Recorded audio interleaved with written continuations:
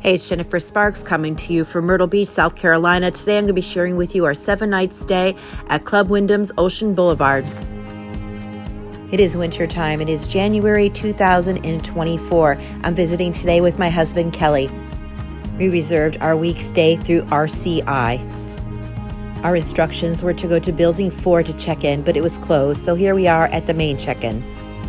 Wyndham Ocean Boulevard has 4 towers, 3 are beachfront and 1 is across the street. I was hoping that we would get a room with a nice ocean view that was close to the beach, but nope, we're going across the street. We are going to be staying in Building 4. It was extra cold the day we were checking in. I think it was like 30 degrees. The locals were freezing. Come join me, I'm going to show you our room. This is a 2-bedroom villa. Before we start, I just want to show you where our room is located. Those are the other towers right across the street, and the beach is beyond that.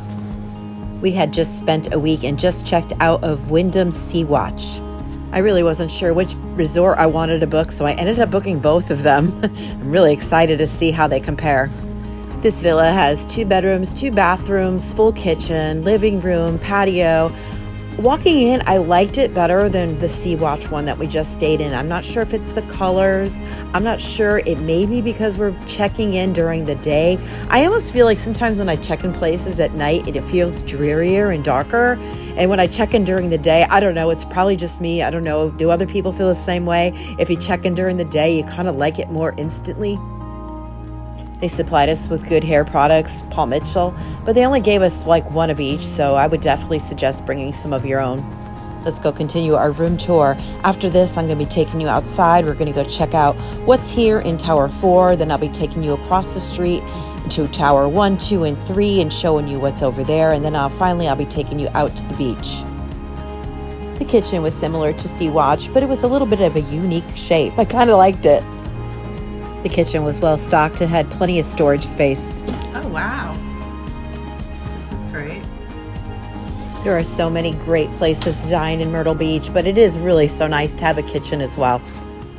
So how much do you think I paid for this for the week? I get asked a lot, how do I travel so often? I do not sell timeshares. I have nothing to do with any of that. I just like to share with people my experience. I bought a timeshare over 30 years ago. At the time, it was like $8,000 brand new.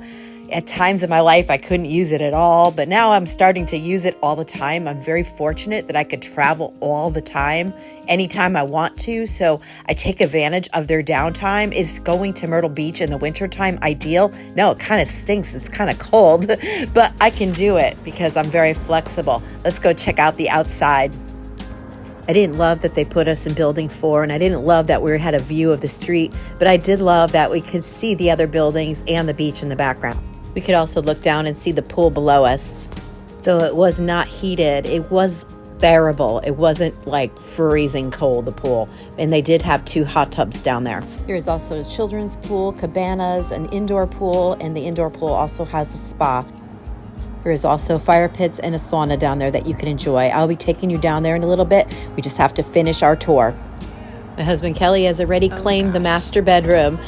This is nice. This is a nice bedroom. I really like it. It also has a door that goes out to the patio, so you can leave it open when it's warmer and listen to the ocean waves.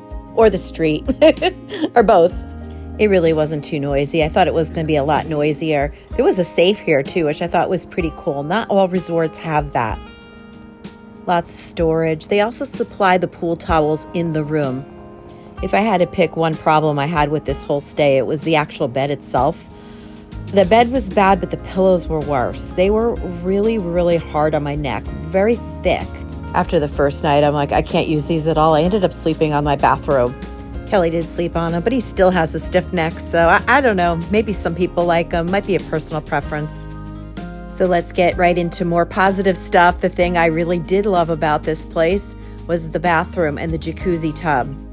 It may be a little challenging to get into for some, but it was really worth it. If you could get in there, it is a fantastic tub. Probably not that impressive in the summertime, but when you're taking a walk on the beach and it's 40 degrees, to come back and be able to take a nice tub, it was gold. So back to the timeshare part, I paid $300 for the week to stay here. And the reason I did is wintertime, people deposit their weeks, and if nobody books them, they stay vacant. They're empty. So rather than them staying empty, they give them away for really cheap through companies like Interval International and RCI. I belong to both of them, so I have a large selection of inventory to choose from, especially in downtimes like winter.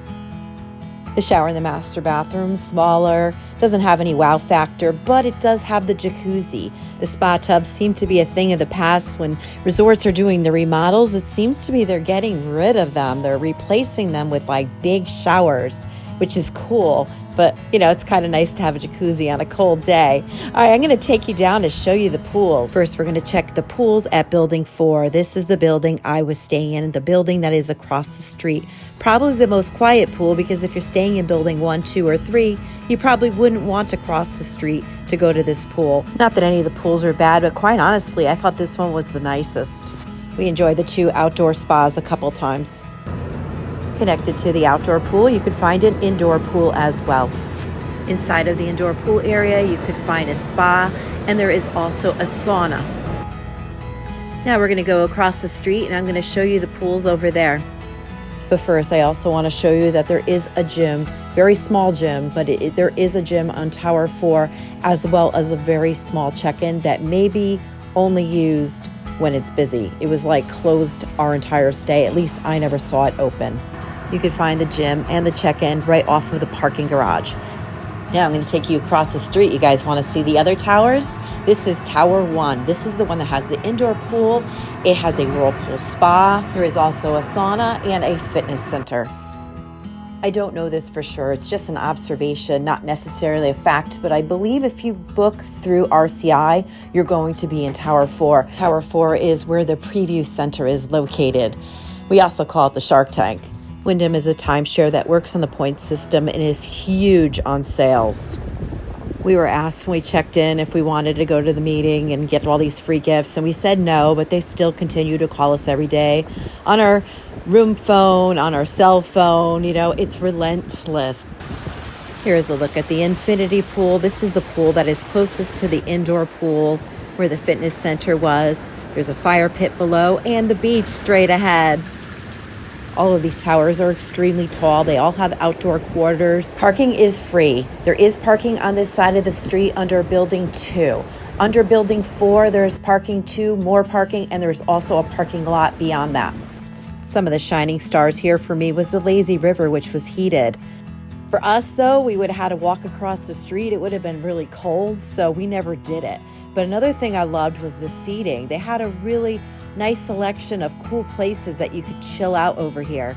Another thing I get asked a lot is, what do you do in Myrtle Beach for 4 weeks? Or 3 weeks, actually, at this time. We sit and chill. My husband has a YouTube channel, too, so we both work on our videos. We go for walks every day. We usually go out to eat maybe once a day. But, more importantly, we just discover new places that we never went. I don't really necessarily want to move from my home state of Connecticut, but it's nice to experience what it's like living somewhere else. And I get to know my husband again. He's a nut. Yeah, he's a little fun. He's a lot more fun than I am, actually. Now let's continue our tour. I'll get more into that later on when I take you for a brief walk on the beach. Also in this video, I'm going to be showing you something new that they're doing with Wyndham. It's a new construction and they're more like houses. We drive by it on our way out. I'm going to share that with you later on in this video. Right now, let's check out the pools that are by buildings 2 and 3. There is also a smaller lazy river on this side. In Building 2, you can find Palmetto Bar and Grill. This was a great place. We checked in early and our room wasn't ready, so we grabbed a coffee and we had a beautiful view out the window of the lazy river and the ocean, but they also have happy hour here and they serve sandwiches. It's kind of a cool place to go if you're looking for something to do or a quick bite. Tower 2, you're also going to find the check-in reception as well as the activities. There's an activity schedule as well as a fitness schedule. There is also a gift shop that has games. If you are still with me, you rock. Thank you so much. I really appreciate you hanging out with me and Kelly. If you enjoyed this video and found it helpful, can you do me a favor and please like the video? And if you want to see more videos like this, Please consider subscribing to my channel. My channel is mostly about time sharing and my life on the road. I go to casinos and I do all kinds of stuff. Anyway, I'd appreciate that. We're gonna go check out, and then I'm gonna take you for a ride and show you the new development that is going on with Wyndham. After that, I'm gonna take you on a brief walk on the beach in the morning. We had a seriously foggy day that I just wanna share with you. It was really cool out there. All right, let's go check this out. These are new developments going on. They aren't open yet. At least I didn't see any activity going on except for people that were working there. This is going to be in back of building 4. There's like a long road with these like little home structures. At the end, there's going to be a pool facility there too. I wasn't able to get in there. I was hoping I could get a video, but I wasn't able to. If you stay here, it appears that there will be a shuttle service that will be taking you to the other buildings to go in the pool and to the beach. Speaking of beach, it's the only thing we haven't seen yet. Come on out. This is one day that it wasn't super foggy, so I want to show you what the beach looks like and how convenient it is to get to if you are staying in buildings 1, 2, or 3. Now I'm going to be going to building 4, and I'm going to be showing you the walk from building 4 to the beach. We use the crosswalk, but from what I heard, there is actually a shuttle that runs from building 4 to make it a little safer during busy times. There is a little walkway that goes right to the beach. You don't have to go through the physical buildings to get there. It was a super foggy morning. I don't know. I know everyone loves sunshine, and I love it too, believe me, but there's something that's so peaceful about going out early in the morning and having a morning like this. It was just really cool. My final thoughts, would I stay at the Wyndham Ocean Boulevard again? Probably, but maybe not January, maybe February. Believe it or not, even though it's winter, it's a little bit warmer and the days are a little bit longer, which makes everything a little bit brighter. It was very dreary. I know I said I disliked dreary, but it was a lot of dreary in January. But I did like it. The sales were a little too much for me. I actually like staying at building 4 too. It was pretty quiet. And it really wasn't a bad walk, at least the time of year we were staying there across the street. It wasn't a big deal at all. You know, I was bummed that the pools weren't a little warmer, but it turned out to be a better experience for us personally than I felt Sea-Watch was at this time of the year, being January. If you're interested in learning more about timeshares and the places that I've stayed in Myrtle Beach or anywhere else, and if you want to learn more about Myrtle Beach, I will leave some playlists right at the end of the video. Just click on the playlist that you would be interested in seeing, and it'll take you right to my videos. Thank you so much for hanging out with us. This is your host and your tour guide, Jennifer Sparks. Myrtle Beach is an awesome place. If you're thinking of going, do it. There is so much to see out there. We're always like, later, I'll do it when I retire, I'll do it next year. Do it now. Now is our time. The experiences you make today will be your memories of tomorrow. Make sure that you book that trip and you pack your bags and you go. Be well to yourself and be kind to others, and safe travels to you.